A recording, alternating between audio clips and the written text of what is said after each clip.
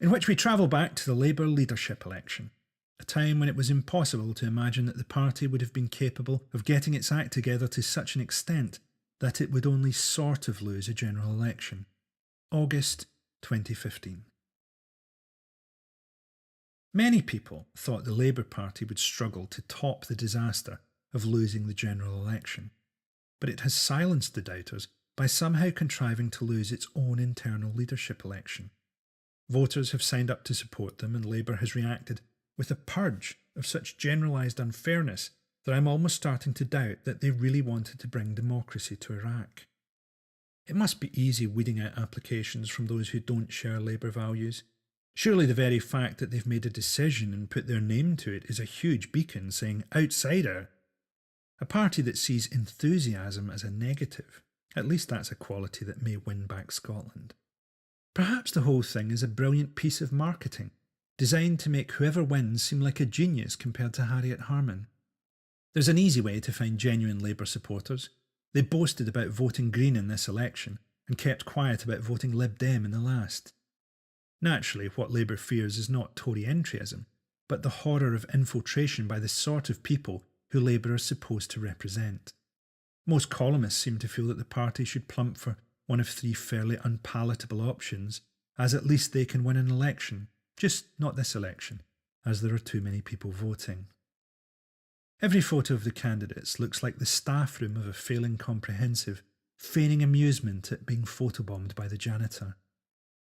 Liz Kendall, with her permanent air of an office manager who has just come back from a course, couldn't lure a voter out of a burning building, while the haunted figure of Andy Burnham would soon have the party polling lower than Mrs. Brown's balls.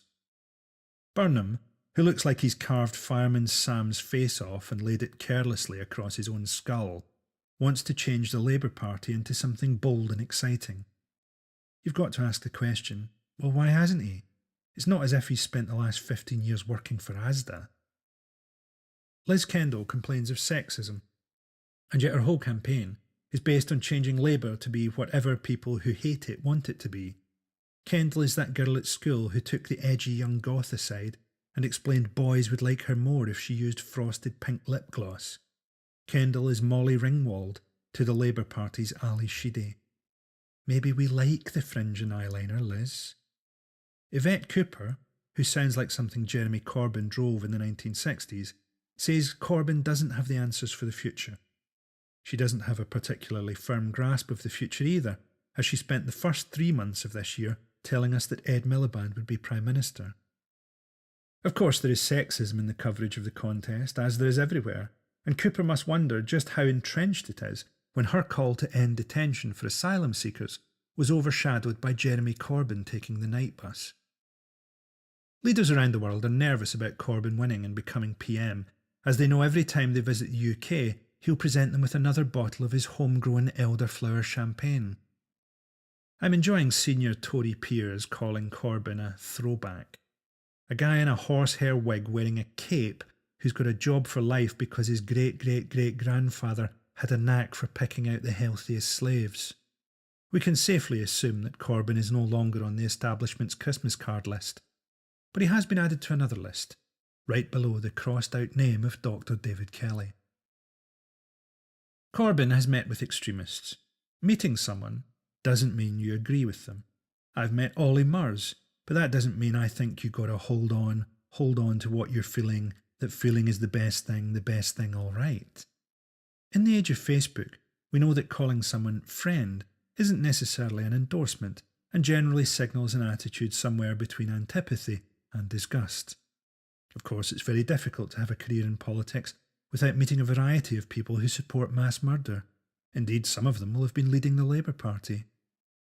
Britain is always in an awkward position talking about fighting extremism, while we support and arm extremists like Saudi Arabia. Our exact moral position is unclear. We're opposed to beheadings unless they're for sorcery. Something like that. I wouldn't be tempted to vote for someone bland, thinking that they might play better in the media. The media will thoughtlessly monster whoever is elected, just as I will. Those who hope for favours from the press would do well to remember how Ed Miliband was savaged simply for looking and sounding like a cum-nosed alien. I feel pessimistic about Corbyn's chances of doing anything if elected, but maybe I can afford to be. Maybe if I was being sanctioned or discriminated against or evicted, I would have to hope. Perhaps the politics of optimism always feels self-indulgent to those who don't really need it. In any case, I'm pretty confident that the election itself will result in a landslide for Robert Mugabe.